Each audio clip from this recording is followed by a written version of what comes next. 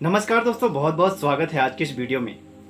दोस्तों, आज हम आपके लिए लेकर के आए हैं एक बहुत ही इंटरेस्टिंग स्टोरी। ये कहानी है एक मंगू नाम के व्यक्ति की, जिसके बारे में लोग ये कहते थे कि अगर कोई सुबह सुबह इसकी शक्ल देख लेता है तो उसे पूरा दिन खाना नसीब नहीं होता था। अब धीरे धीरे ये बात पूरे गांव में फैल गई कि जो मंगू नाम का व्यक्ति है, अगर कोई उसे सुबह सुबह देख लेता है, वो इतना मनहूस है कि देखने वाले को पूरा दिन खाना नसीब नहीं होगा। जब ये बात वहां के राजा को पता चली कि हमारे साम्राज्य में एक ऐसा व्यक्ति भी है जिसे देख लेने से पूरा दिन लोगों को भोजन नसीब नहीं होता है, तो राजा को लगा कि यार हमारे साम्राज्य में ऐसा व्यक्ति है, ऐसा व्यक्ति होना नहीं चाहिए, हम भी तो देखें कि ये कितना मनहूस है। राजा के दिमाग में सच्चाई जानने की बात आती है, क्योंकि राजा बहुत ही न्यायप्रिय व्यक्ति था। जब तक सच्चाई को जान नहीं लेता था तब तक किसी को यूं ही दंड निर्धारित नहीं करता था। राजा ने मंगू को बुलाने का आदेश दिया और मंगू को राजा के सामने पेश किया गया। राजा ने कहा कि मंगू का बिस्तर आज हमारे बगल में लगाया जाएगा और जब हम प्रातः उठेंगे तो मंगू का ही प्रथम दर्शन करेंगे। राजा की सभी बातों का पूर्णतः पालन किया गया। राजा के कहे अनुसार मंगू का बिस्तर राजा के बगल में लगा दिया गया और राजा जैसे ही सुबह उठते हैं तो सुबह सुबह वे सबसे पहले मंगू का मुंह देखते हैं। अब होता यह है कि कुछ ही देर बाद राजा को सूचना दी जाती है कि राजा को किसी जरूरी काम से राज्य से बाहर जाना होगा और वे उसी क्षण राज्य से बाहर जाते हैं और पूरा दिन इतना व्यस्त रहते हैं कि उन्हें भोजन नसीब नहीं हुआ। अब राजा को पूरी तरह से यकीन हो गया था कि जब यह बात मेरे साथ घटित हो सकती है कि इस व्यक्ति का मुंह देखने से मुझे पूरा दिन भोजन नसीब नहीं हुआ, तो साम्राज्य में और लोगों के साथ तो पता नहीं क्या होता होगा।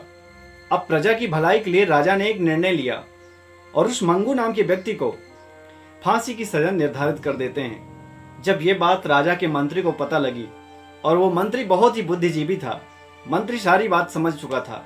फांसी की सजा होने के बाद मंगू से मंत्री मिलने के लिए जाता है और मंत्री जैसे ही मंगू का हालचाल पूछता है तो मंगू मंत्री को देख करके रोने लगता है और अपनी सारी बात बताता है। तो मंत्री कहता है कि चिंता की कोई बात नहीं है, मैं जैसा कहता हूं तुम वैसा ही राजा से कह देना। अब जब दूसरे दिन मंगू को फांसी की सजा देने के लिए राज दरबार में पेश किया गया तो मंगू से उसकी अंतिम इच्छा पूछी जाती है।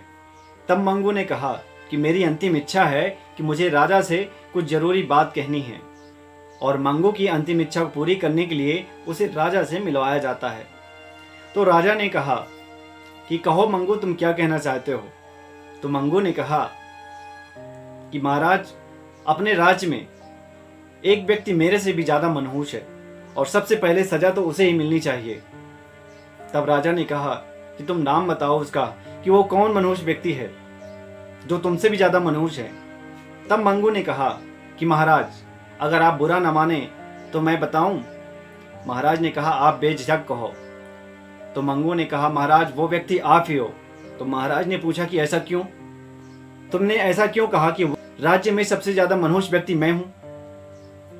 तब मंगू ने कहा कि महाराज, जो मेरी शक्ल देख लेता था उसे पूरा दिन तो केवल खाना ही नसीब नहीं होता था, लेकिन सुबह सुबह जब मैंने आपका दर्शन किया तो मुझे तो फांसी की सजा हो गई। इससे यह पता चलता है कि महाराज, आप तो मुझसे भी ज्यादा मनहूस निकले। अब राजा को सारी बात समझ में आ चुकी थी। राजा ने अपने निर्णय पर पश्चाताप जताते हुए मंगू की सजा को माफ कर दिया। तो दोस्तों, उम्मीद है कि आपको ये कहानी पसंद आई होगी, लेकिन आपसे एक सवाल है, क्या आप भी मनहूसियत जैसी चीजों पर भरोसा करते हैं? कमेंट बॉक्स पर जरूर बताइएगा। और हाँ, अगर आप भी रोचक और इंटरेस्टिंग वीडियो देखने के लिए इंटरेस्टेड हैं तो हमारे चैनल को सब्सक्राइब कर लीजिए। मिलते हैं अगले वीडियो में, तब तक के लिए नमस्कार।